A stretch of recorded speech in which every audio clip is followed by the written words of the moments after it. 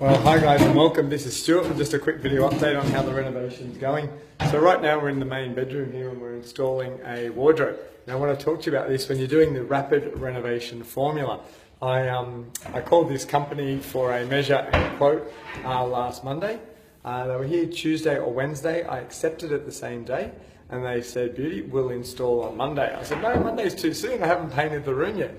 So that's how quick it can happen. Now, here's the interesting thing. We were looking at modular systems, pre-built systems, and we're getting custom-built, custom-measured wardrobes, double wardrobes in both here and the other bedroom for about the same price as the custom-built systems. But these are measured specifically for the cavity space we've got to work with, particularly in that far corner with from the wall to the edge of the window.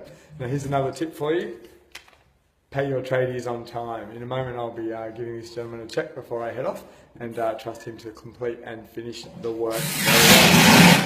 And it's a bit noisy too. Anyway, there's a little update and talk to you soon. Cheers for now.